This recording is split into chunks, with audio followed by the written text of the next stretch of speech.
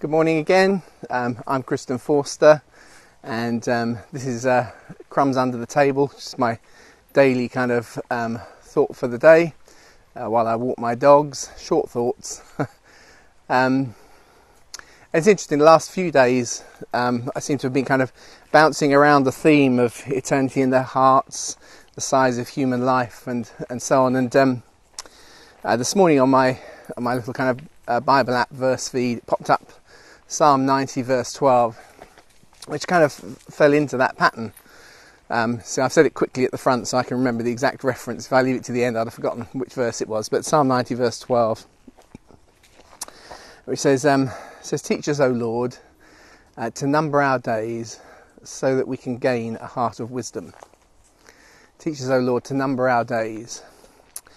And it's interesting, so it made me think as I was reading it, thinking, so I think I'm roughly speaking, I'm approaching 20,000 days on this planet. So that's one way of looking at it. Let's count them. Don't think it's driving at that, but there's something of it. Obviously Jesus says, "Blessed are those who mourn," and it's quoting in the wisdom books, it says, it's better to be in the house of mourning than the house of celebration, because that's the end of every man, and it's good to take that to heart. So there is a sense in which, if you like, there is a healthy ownership of our own mortality. James says, that man is a vapour. We're here today, we're gone tomorrow. And it's true. We think back over the years of time, and we read the Bible and we think it's a big book, but actually it's compressed into handfuls of years. Although it covers thousands, the actual place where all the action happens tends to be quite concentrated, and so there are great periods. And life moves on, and the cycles turn, and I suddenly find my little moment with its handful of days. And there's something about considering that that is good for us. It gives us a heart of wisdom. It makes us appreciate. It builds something useful out of that knowledge. And that's part of what I guess we've been driving at, that kind of tension that is in us, that at one level we have within us a desire for eternity. So no number of days is ever satisfying enough, and yet at another level we are made with very kind of short attention spans for the things around us, and people get tired with their own lives, and so how do we find the max and the mix and the match? And I've touched on other things, like when we were talking about calling, that there are places. Calling is about the works that God has prepared beforehand for us to walk in.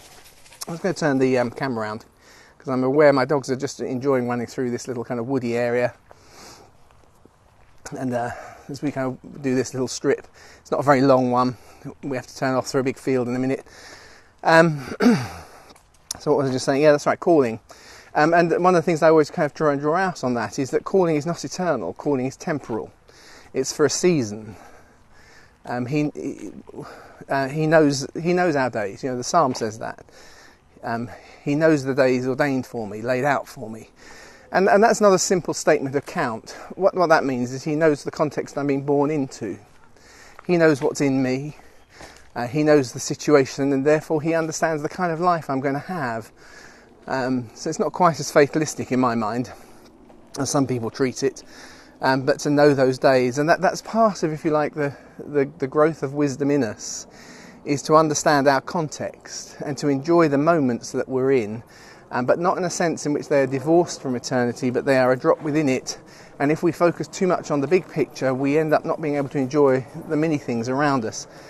Just as I was kind of walking here, there was a little bit where my feet were kind of crunching over some gravel, and I thought, I love this sound. I just love the kind of, in the background there are birds singing, but equally there's a plane in the air, and my dogs are rustling through the undergrowth, and to appreciate and enjoy that moment.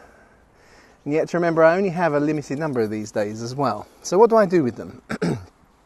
Well, part of the kind of thing then of growing in wisdom with what you do with these things is to kind of start to kind of pick up a sense and a picture of the fact that life should change. It should have seasons. It's not all supposed to be bland and be the same. That calling is not eternal, and that there are seasons to life. So, when I was a child, I thought like a child, and we know, because I do a lot of this kind of work nowadays, obviously.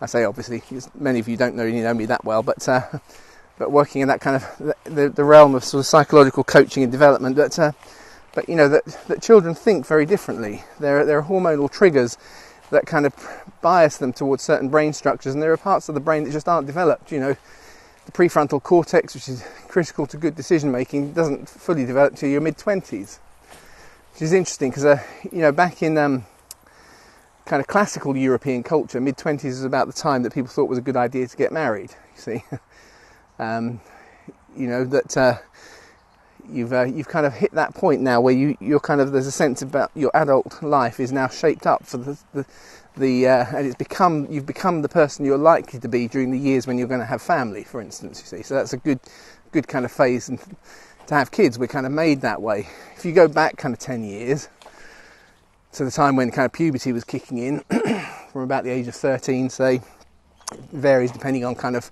environmental factors that kind of kick in the hormones, but when those kind of puberty hormones kick in, something you don't need a modern science degree to understand, because if you've been a parent you see it, but actually the same hormones that start to dominate the young body have an effect in the brain that actually shifts its value centre. And so from the age of about 13 to up into your 20s, there is this kind of shift where actually you're looking to peers for value and recognition, and you know that has both positive and negative effects. You know, the positive ones is it's part of what lies behind when Jesus says, "For this reason, a man will leave his parents and cleave to his wife." In other words, one of the things that about looking for that permanent pair bonding relationship is part of this hormonally driven shift that goes place. So you can see there's different phases to life, and then as you kind of hit slightly older age and with kind of layers of wisdom behind you, there are certain energy systems that are now kind of tuning down. Of course, as I'm very aware of, as my wife likes to point out, even things like memory are not as sharp as they once were. Because there are less new facts that you need to learn to navigate the life you've got. Although in the modern world it's changing so fast, that may be not as true, but that's just part of the seasons, part of the phases. And so some people kind of spend their whole time looking back at the phase they've just gone through and regretting its passing. But I think there's a place where I love that sense, to gain wisdom, to lives that seem to really make an impact on me are ones that have been full lived and seem to have a wisdom for each phase, for the different days, for the different times, for the different kind of circumstances. They seem to be able to recognise the limits and the steps. They see what's coming. We often talk about faith as risk-taking, and we base it on the parable of the talents. The one that took the risk gets the biggest reward. And we miss the fact that parable is put right next to another one, which is also about faith, and it's about the wise and foolish virgins. And basically it's about faith expressing itself by planning for something that's coming, planning for something that's not here right now, but to be ready for it when it does come. I think that's part of the heart of what that verse in Psalms 90 verse 12 is kind of driving at. That actually, that we are conscious of the days that we have, the limits to them, the kind of boundaries that we're going to cross as we kind of walk through life, and somehow we learn and anticipate with the Lord we learn with the Lord to anticipate the changes, not in terms of I'm going to achieve great things, but actually the kind of greatness that I'm going to achieve. Because greatness, we're not measuring it in human terms. I'm putting that in the context. I'm just going to turn this around as I'm walking. Putting it in human terms, I'm talking, in heavenly terms, greatness.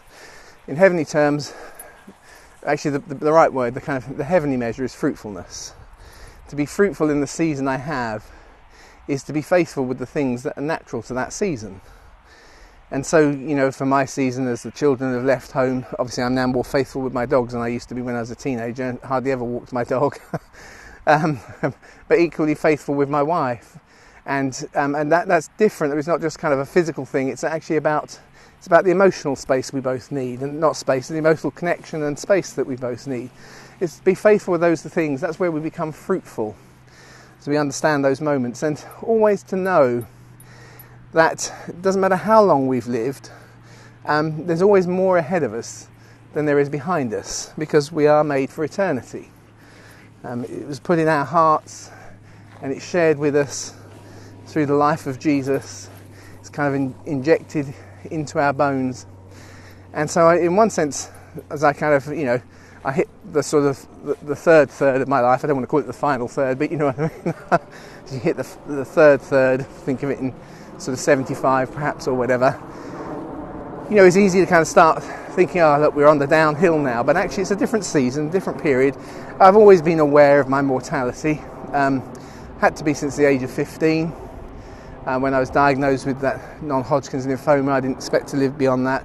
And the funny thing is, from a health point of view, I've had umpteen issues over the years. So it sounds like I'm proud of it. Several different things that have almost killed me, and I'm still here. I sometimes say this with the students I kind of coach, who aren't believers themselves. Well, some of them might be, but they're not there for that reason.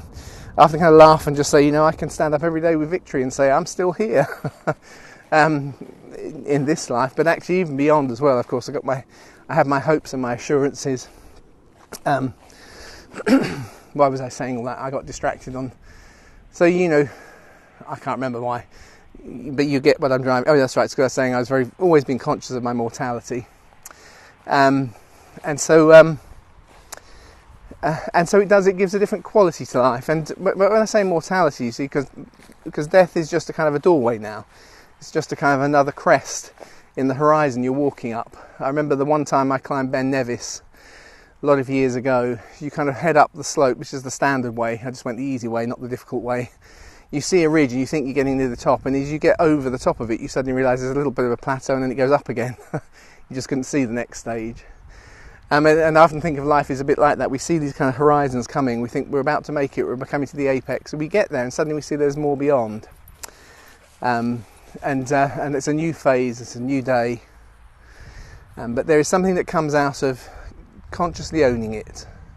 Remember that the opportunities of the phase I'm in belong to that phase.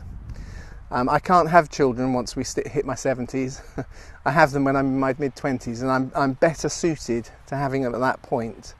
And when they move on, okay, so let's not keep looking back trying to achieve what we didn't achieve in those days, but let's look at the opportunities we have today. Let's look at the options they have, and increasingly you find that the things of value you have are those little moments of wisdom for people I hardly know. I'm not going to say too much but actually you think, well, okay, that's fine. That's what I'm building with now. Those little moments where you get to share something out of your life that actually helps someone in the phases they're at. And so look for those things. Be grateful for them when they happen. Recognise the pleasure of God in that we're being fruitful in the seasons we're in. We're doing the right things to produce eternal fruit at the phase and the time that we're walking in today. So that's my kind of my thought for today. I'm just kind of wandering up to this kind of little corner where I pick up a kind of a regular track again, having walked across a field. I'm not being illegal by walking across this field, but I'm just avoiding the path because it goes right near the main road, so it makes it simpler to kind of navigate without worrying about the dogs. So I'll pray for today. Father, for all those of us that are either listening live or picking this up at some future date, Jesus, I pray that you'll help us to make the most, to be conscious of the fact that today is today. And life has its seasons, and life has its boundaries and limits, and so we make the most of the opportunities we have, which doesn't mean that every day is about achieving great things. It's achieving what's right in the day. It's about taking the moments, being grateful to you for them, sucking the most nourishment and goodness out of each of those kind of opportunities, to take wisdom from the tough bits, as we kind of, sorry to use a rather graphic image, but as you chew through the meal, there's sometimes bits that you have to spit out or pull out, the bones and the gristle, and that's all part of the experience. But Father, just make us people who are conscious of the gift of time that you've given us. In Jesus' name, amen. Amen. So my dogs are now in somebody else's garden, which probably they're not going to appreciate. Come on, Banjo. Out. You're not supposed to be in there. Good. Where's Luna? Luna! I love it when I lose my dogs. Oh, there she is. She's not doing anything too bad. Luna! Come on. See if we can get a good shot of them running towards me. There we go. Banjo is. But Luna is being totally rebellious and ignoring me. Luna!